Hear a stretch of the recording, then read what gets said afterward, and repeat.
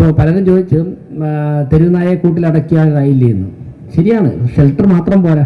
ഒരു നായയെ പിടിച്ചുകൊണ്ട് നമ്മൾ കൂട്ടിലിട്ട് കഴിഞ്ഞാൽ ഒരു നായ്ക്ക് ഏറ്റവും കുറഞ്ഞത് ഒരു ദിവസം ഭക്ഷണം കൊടുക്കാൻ എത്ര രൂപയാവും? ഏറ്റവും കുറഞ്ഞ ഒരു നായ്ക്ക് 40 മുതൽ 50 ചിലവാകും. പിന്നെ കുട്ടിയുടെ കൊണ്ട് പട്ടിണി കിടക്കാൻ നോക്കൂലല്ലോ. 1000 നായ്ക്കൾക്ക് 40,000 രൂപ ഏറ്റവും കുറഞ്ഞതാണ്. തീരുമാനം എടുത്തിട്ടില്ല, മുൻപ് കൊടുത്തൊരു കണക്ക് വെച്ചിട്ടാണ് ഞാൻ പറയുന്നത്. അപ്പം 1000 നാൽക്കൾക്ക് ഒരു ദിവസം 40,000 രൂപയാണെങ്കിൽ ഒരു മാസം 12 ലക്ഷം രൂപ. 14,000 നാൽക്കളെ നമ്മൾ പിടിച്ചു കഴിഞ്ഞാൽ ഒരു മാസം തിരുവനന്തപുരം കോർപ്പറേഷന് 1,20 ലക്ഷം രൂപ നായ്ക്കൾക്ക് ഭക്ഷണം കൊടുക്കാൻ മാത്രം ചിലവാകും. നായ്ക്കളെ ഷെൽട്ടർ എന്തൊക്കെയെന്ന് പറയുമ്പം രാധാകൃഷ്ണൻജി ഞങ്ങൾക്ക് കൊണ്ടിരുന്നിട്ട് ഈ 1,20 ലക്ഷം രൂപ ഒരു മാസം മാറ്റി വയ്ക്കുവാനുള്ള മെക്കാനിസം കൂടി കോർപ്പറേഷന് കണ്ടെത്തേണ്ടതായിട്ടുണ്ട്. ഒരു മാസം 10 മാസമാകുമ്പോൾ 12 കോടി രൂപ. അങ്ങനെ ഇത് 10,000 പിടിക്കുകയാണെങ്കിലല്ല, 10,000 നമ്മൾ പിടിക്കുകയില്ല. അപ്പോൾ ഇത്തരത്തിലുള്ള കുറച്ച് കോംപ്ലിക്കേറ്റഡ് ആയിട്ടുള്ള ഒരു ഘടകമാണ് ഞങ്ങൾ ചുമതലയിൽ ഏറ്റുവച്ചിരിക്കുന്നത്. അപ്പോൾ കൃത്യമായിട്ടുള്ള നിരീക്ഷണത്തോടെ ഈ കാര്യങ്ങളൊക്കെ തന്നെ ഞങ്ങൾ അഡ്രസ്സ് ചെയ്യുന്നുണ്ട്. വെള്ളക്കെട്ട് പരിഹരിക്കുവാൻ വേണ്ടി കഴിഞ്ഞ ദിവസം CP ജോൺ ബഹുമാനപ്പെട്ട മന്ത്രി അദ്ദേഹവുമായിട്ടും K മുരളീധരൻജിയായിട്ടും ഞാൻ സംസാരിച്ചു. V മുരളീധരൻ, രാജീവ് ചന്ദ്രശേഖർ ഇവർ രണ്ടുപേരുമാണ് മറ്റ് 2 MLA മാർ. ശ്രീ വിൻസെൻ്റ് MLA-യുടെ 4 വാർഡ് നമ്മുടെ കോർപ്പറേഷനിൽ വരുന്നുണ്ട്. ഇവരെയൊക്കെ തന്നെ ഒരുമിപ്പിച്ചിരുത്തിക്കൊണ്ട് കോർപ്പറേഷൻ്റെ നേതൃത്വത്തിൽ ഇവരെ ഇത്രയും പേരെ ഒരുമിച്ച് ചേർത്തുകൊണ്ട് ബഹുമാനപ്പെട്ട മുഖ്യമന്ത്രിയുടെ ഉൾപ്പെടെ സഹകരണം തേടിക്കൊണ്ട് കേന്ദ്രവുമായി സംസാരിച്ച് ചില പദ്ധതികൾ കൊണ്ടുവരാൻ വേണ്ടിയിട്ട് തിരുവനന്തപുരം കോർപ്പറേഷൻ്റെ മേയർ എന്നുള്ള നിലയ്ക്ക് മുൻകൈ എടുക്കുക എന്നുള്ള ഒരു തീരുമാനത്തിലാണ് ഞങ്ങൾ എത്തിച്ചേർന്നിട്ടുള്ളത്.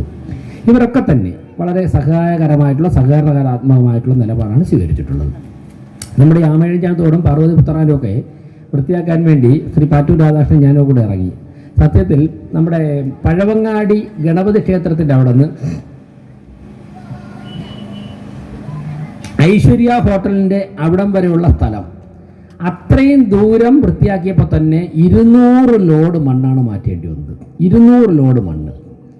അതിൻ്റെ മുകളിൽ കിടക്കുന്ന പ്ലാസ്റ്റിക് ഒരു 2-3 മണിക്കൂർ കൊണ്ട് മാറ്റാം. അതൊക്കെ ഞങ്ങൾ മാറ്റി. അതിനുശേഷം 200 ലോഡ് മണ്ണാണ് ഈ ഒരു 100-300 മീറ്ററിനകത്ത് നിന്ന് മാറ്റേണ്ടി വന്നത്. ഇത് കോർപ്പറേഷൻ്റെ നിന്ന് ഒഴുകി വന്നതല്ല. ഇത് തോട് തുടങ്ങുന്നത് മുതൽ തീരുന്നത് വരെയുള്ള പല സ്ഥലത്തുനിന്നും വർഷങ്ങളായിട്ട് 15 വർഷമായി മാറ്റിയിട്ട്. അപ്പോൾ നമ്മൾ ഓരോ വർഷവും ഒഴുകി വരുന്ന മണ്ണ് മാറ്റുകയും അതുപോലെ തന്നെ വരാവുന്ന മാലിന്യം അതാത് സമയം മാറ്റുകയും ചെയ്തു കഴിഞ്ഞാൽ നമുക്ക് ഇത്രയും പ്രശ്നം വരികയില്ല. ഈ തോടും ആമേഴഞ്ചാത്തോടും പാർവതി പുത്തനാറൊന്നും കോർപ്പറേഷൻ്റെ ഉടമസ്ഥയിലുള്ളതല്ല. അതിൻ്റെ സ്ഥലവും അതിൻ്റെ കരകളും അതിലൊഴുകുന്ന സ്ഥലവും ഒക്കെ തന്നെ മൈനർ ഇറിഗേഷൻ്റെയും മേജർ ഇറിഗേഷൻ്റെയുമാണ്. ഇപ്പോൾ വെള്ളപ്പൊക്കം വരുമ്പോഴേക്കും കോർപ്പറേഷൻ ചെയ്തില്ലെന്ന് പറയുമ്പോൾ ഞങ്ങൾക്ക് ചെയ്യാനായിട്ട് ഒരു അനുവാദമുള്ള സ്ഥലമല്ല. അതിന് മുകളിൽ സ്ലാബ് ഇടാന്ന് ആലോചിച്ച് കഴിഞ്ഞാൽ അവരുടെ പെർമിഷൻ വേണം. അപ്പോൾ മുഖ്യമന്ത്രിയുടെ സാന്നിധ്യത്തിൽ നമ്മളതിൻ്റെ മലിനീകരണം മാലിന്യം മാറ്റിയതിന് ശേഷം അതിൻ്റെ മുകളിൽ സ്ലാബ് ഇടുന്നതിനെ കുറിച്ച് ഉൾപ്പെടെ ആലോചിക്കുന്നു. പിന്നീട് ആർക്കും അതിലേക്ക് വലിച്ചെറിയാൻ സാധിക്കരുത്. ക്ലാമ്പ് ഇട്ട് കഴിഞ്ഞാൽ ക്ലീൻ ചെയ്യാൻ ആവശ്യപ്പോൾ JCB വെച്ചിട്ട് നമുക്ക് സ്ലാബ് മാറ്റിയിട്ട് ക്ലീൻ ചെയ്യാം. അപ്പോൾ അതിനെക്കുറിച്ച് അങ്ങനെ വ്യത്യസ്തമായ ഞാൻ കഴിഞ്ഞ ദിവസം ബിജു പ്രഭാകർ സാറുമായിട്ട് ചർച്ച ചെയ്തിരുന്നു. അദ്ദേഹം ഒരുപാട് എക്സ്പീരിയൻസ്ഡ് ആളാണ്. കുടിവെള്ളത്തിൻ്റെ വെള്ള പ്രശ്നത്തിൽ നമ്മൾ സമരം ചെയ്തിട്ട് കുറ്റം പറഞ്ഞ കാര്യമല്ല, നമ്മൾ വസ്തുത മനസ്സിലാക്കണം. അതായത് 1990-കളിൽ വിഭാവനം ചെയ്ത കുടിവെള്ള പദ്ധതിയാണ് ഇപ്പോൾ തിരുവനന്തപുരത്ത് ഓടുന്നത്. അതായത് 90 കഴിഞ്ഞ് 2000, 2010, 2020, 2026 36 വർഷം മുമ്പ് ഇട്ട പൈപ്പാണ്. ഈ 36 വർഷം മുമ്പ് പൈപ്പ് ഇടുമ്പോഴേക്കും തിരുവനന്തപുരം പട്ടണത്തിൽ ഇത്രയും ജനസംഖ്യയില്ല. IT കമ്പനി മാത്രം 800 എണ്ണം വന്നു. 80,000 ജീവനക്കാർ IT കമ്പനിയിൽ മാത്രം ജോലി ചെയ്യുന്നുണ്ട്. അതിൽ പലരും കുടുംബത്തോടെയാണ് വന്നിട്ടുള്ളത്. അപ്പോൾ അവർ എത്ര സംഖ്യയുണ്ട്? ഇത്രത്തോളം ഫ്ലാറ്റ് 35 വർഷം മുമ്പ് ഉണ്ടായിരുന്ന ആൾക്കാരെ ചിന്തിച്ചു നോക്കുക. നമ്മുടെ സിറ്റിയുടെ കപ്പാസിറ്റി ഇത്ര ആയിരുന്നില്ലല്ലോ. അപ്പോൾ സിറ്റിയിൽ അത്രത്തോളം ജനസംഖ്യ കൂടി. ഇതിനനുസരിച്ച് അവിടെ നിന്ന് വരുന്ന വെള്ളത്തിൻ്റെ അളവ് കൂടിയിട്ടില്ല എന്ന് മാത്രമല്ല, വെള്ളത്തിൻ്റെ അളവ് കുറഞ്ഞിട്ടുണ്ട്. അപ്പോൾ നമ്മൾ നെയ്യാർ ഡാമിൽ നിന്നോ പേപ്പാറയിൽ നിന്നോ കൂടുതൽ വെള്ളം അരുവിക്കരയിലേക്ക് എത്തിച്ച് ഒരു സംസ്കരണ പ്ലാൻ കൂടി, വെള്ളം ശുദ്ധീകരിക്കുന്ന ഒരു പ്ലാന്റ് കൂടി നിർമ്മിച്ചാൽ മാത്രമേ ഒരു 50 വർഷം വരാൻ പോകുന്ന 50 വർഷം മുന്നിൽ കണ്ടുകൊണ്ടുള്ള ഒരു പ്ലാന്റ് കൂടി നിർമ്മിച്ചാൽ മാത്രമേ നമുക്ക് തിരുവനന്തപുരത്ത് കുടിവെള്ള പ്രശ്നം അവസാനിപ്പിക്കാൻ സാധിക്കുകയുള്ളൂ. ഇങ്ങനെ ക്രിയാത്മകമായിട്ട് വസ്തുത മനസ്സിലാക്കിക്കൊണ്ട് വിഷയങ്ങൾ അഡ്രസ്സ് ചെയ്യുക എന്നുള്ളതാണ് ഈ കോർപ്പറേഷൻ ഭരണസമിതി സ്വീകരിച്ചിരിക്കുന്ന ഒരു മെക്കാനിസം. അങ്ങനെ തെരുവുനായി പ്രശ്നം, മാലിന്യ സംസ്കരണം, കുടിവെള്ള പ്രശ്നം, വെള്ളക്കെട്ട്, ഇത് 4 പരിഹരിക്കുക എന്നുള്ളതാണ് ഞങ്ങൾ പ്രാഥമികമായി കൊടുക്കുന്ന പരിഗണന. അതിന് സംസ്ഥാന സർക്കാരിൻ്റെയും കേന്ദ്ര സർക്കാരിൻ്റെയും സജീവ ഇടപെടൽ ഞങ്ങൾ പ്രതീക്ഷിക്കുകയാണ്. ഈ 2 ഗവൺമെൻറ്റുകളും നേരത്തെ ബഹുമാനപ്പെട്ട മന്ത്രി പറഞ്ഞതുപോലെ പരസ്പരം ആശയപരമായി ഒരിക്കലും യോജിക്കാത്ത രണ്ട് പാർട്ടികൾപ്പെട്ടവരാണ് ഞങ്ങൾ. നേരത്തെ യോജിച്ചിട്ടില്ല, ഇനി ഒരിക്കലും യോജിക്കുകയില്ല. പക്ഷേ ഞങ്ങളുടെ ആ വിയോജിപ്പ് എല്ലാ സമയവും പ്രകടിപ്പിച്ചുകൊണ്ട് അടുത്ത 5 വർഷം പോയി കഴിഞ്ഞാൽ അതിൻ്റെ തിക്തഫലം അനുഭവിക്കേണ്ടി വരുന്നത് സാധാരണക്കാരായ നാട്ടിലുള്ള ജനങ്ങളാണ്. ആ രാഷ്ട്രീയത്തിൻ്റെ കാലം കഴിഞ്ഞു. അവസാനത്തെ 2-3 മാസം നമുക്ക് ശക്തമായിട്ട് ഇതൊക്കെ പറഞ്ഞിട്ട് പറയാൻ പറ്റുന്ന എന്തൊക്കെയാണോ അതൊക്കെ പറഞ്ഞിട്ട് നമുക്ക് ഫൈറ്റ് ചെയ്യാം. ജനങ്ങൾ തീരുമാനിക്കട്ടെ ആരാണ് ഭരിക്കേണ്ടതെന്ന്. മറിച്ച് ഒരു 4-4.5 വർഷം നമുക്ക് നാടിന് വേണ്ടി അധ്വാനിക്കാമെന്നുള്ളൊരു ധാരണയിലാണ് നമ്മളൊക്കെ തന്നെ, ഒരു പ്രതീക്ഷയിലാണുള്ളത്. ഞാൻ ദീർഘിപ്പിക്കുന്നില്ല.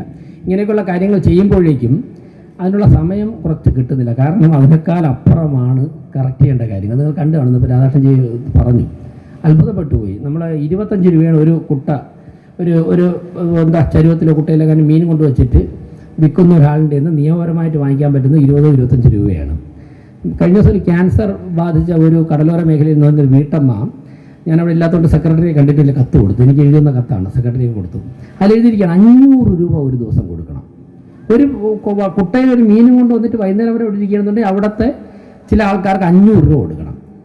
അവിടെ പാളയം മാർക്കറ്റിലെ കറണ്ടിൻ്റെയും വാട്ടറിൻ്റെയും ബില്ലടയ്ക്കണം ഞങ്ങളാണ്, കോർപ്പറേഷനാണ്.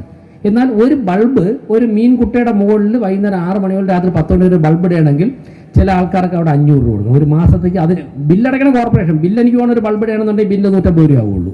ഈ നോട്ടക്കൂലി 500 രൂപ കൊടുക്കണം. അപ്പോൾ തന്നെ ഞങ്ങൾ സ്റ്റോപ്പ് മെമ്മോ കൊടുത്തു.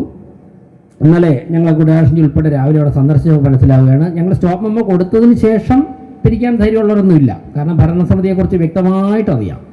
ഒരു കാര്യത്തിലും വിട്ടുവീഴ്ച ഇല്ലാതെ തന്നെയാണ് ഞങ്ങളുടെ ടീം മുമ്പോട്ട് പോകുന്നത്, വ്യക്തമായിട്ട് അറിയാവുന്നത്. അതിനുശേഷം പിരിച്ചിട്ടില്ല. പക്ഷേ ചെന്നപ്പോഴാണ് മനസ്സിലാക്കുന്നത്, സ്മാർട്ട് സിറ്റി 19 കോടി രൂപ മുടക്കിയിട്ട് ഒരു ബഹുനില കെട്ടിടം കെട്ടിയിട്ടിട്ടുണ്ട്.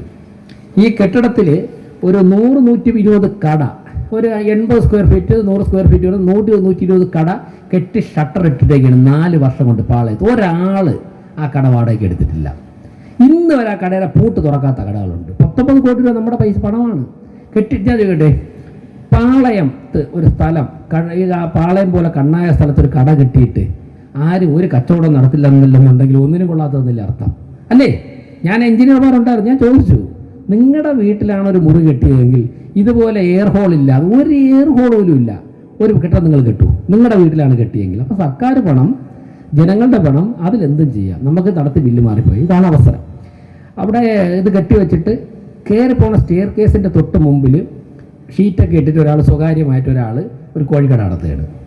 ഇത് കട അടഞ്ഞിരിക്കൊണ്ട് മുകളിലോട്ട് ആൾക്കാരെ കയറാനായിട്ട് വഴിയില്ല. അങ്ങനെ അതിൻ്റെ അടിസ്ഥാനത്തിൽ, കൃത്യമായി ബോധ്യപ്പെട്ടതിൻ്റെ അടിസ്ഥാനത്തിൽ ഇന്ന് രാവിലെ പോയിട്ട് അനധികൃത നിർമ്മാണ പ്രവർത്തനങ്ങളൊക്കെ തന്നെ എല്ലാം അവരുടെ കോഴിയും പൂച്ചയൊക്കെ എടുത്ത് മാറ്റി വയ്ക്കാൻ പറഞ്ഞു. കാരണം അതിനെയൊന്നും ഉപദ്രവിക്കരുത്, അവർ പറയണമെങ്കിൽ തിരിച്ചു കൊടുത്തേക്കാൻ പറഞ്ഞു. പക്ഷേ അനധികൃത നിർമ്മാണം കൃത്യമായിട്ട് പൊളിച്ചടുക്കി പൊളിച്ച് മാറ്റി കൃത്യമായിട്ട് നിയമം നടപ്പിലാക്കിയതിന് ശേഷമാണ്. ഇതുകൊണ്ടായിരുന്നു ഉച്ചവരുണ്ടായിരുന്നു. ശേഷം പരിപാടി ആയതുകൊണ്ട് മാത്രം ഞാൻ ഇറങ്ങുന്നത് 10 മിനിറ്റ് പോകുന്നതേ ഉള്ളൂ. ഞങ്ങൾ ഒരുമിച്ച് ടീം അവിടെ തന്നെ ഉണ്ടായിരുന്നു, ഉദ്യോഗസ്ഥർ പോയി, ഞങ്ങൾ ഓഫീസിലുണ്ടായിരുന്നു. പിന്നെ ഒരു പ്രതിഷേധം ഉണ്ടായില്ല. കാരണം പ്രതിഷേധിക്കാൻ വന്നിട്ട് യാതൊരു കാര്യമില്ലെന്നറിയാം. ചെയ്യുന്ന അനധികൃതമാണ്, നടപ്പിലാക്കുന്ന ഈ ഭരണസമിതിയാണെന്ന് അറിയാമെന്നുള്ളത് കൊണ്ട് തന്നെ ആരും വന്നില്ല.